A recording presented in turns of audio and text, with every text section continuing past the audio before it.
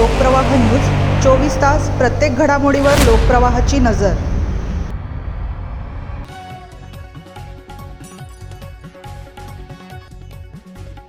विषप्राशन करून महिलेचा आत्मदहनाचा प्रयत्न।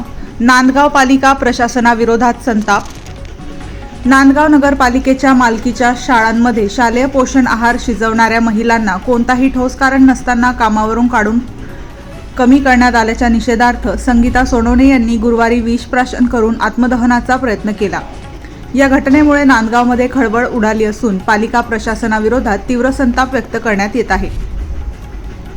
यापूर्वीच संगीता सोनवणे यांनी आत्मदहनाचा इशारा दिला होता। त्यानुसार बुधवारी शिवस्फूर्ती मैदानातील छत्रपती शिवाजी महाराजांच्या पुतळ्याजवळच्या मोठ्या संख्येने महिलांनी एकत्र येऊन आंदोलन केले।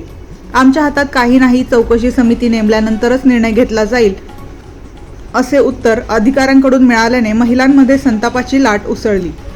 त्यानंतर संतप्त झालेल्या संगीता सोनवणे यांनी विषप्राशन केले। घटनास्थळी रुग्णवाहिका उपलब्ध नसल्याने महिला कर्मचारी आणि पोलिसांनी तत्परता दाखवत त्यांना पोलीस वाहनातून शासकीय रुग्णालयात दाखल केले।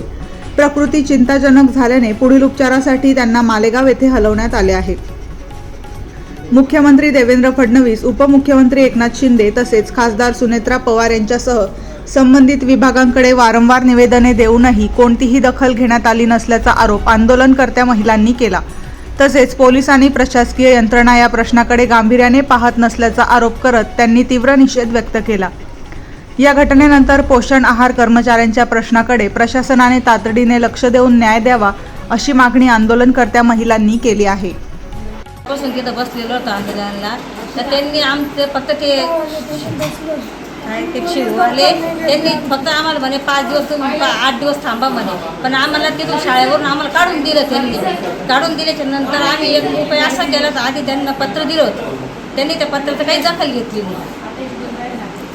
मग आज काय घडलं नेमकं? आज आम्ही तिथं बघतो ते आले, ते 2 शब्द बोलून गेले।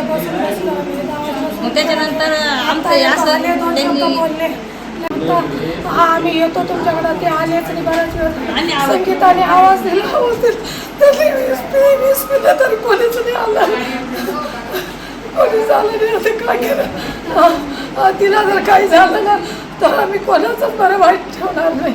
आम्ही पण वीस पिऊन मरून जाणार आहे, आम्ही पण नाही राहणार।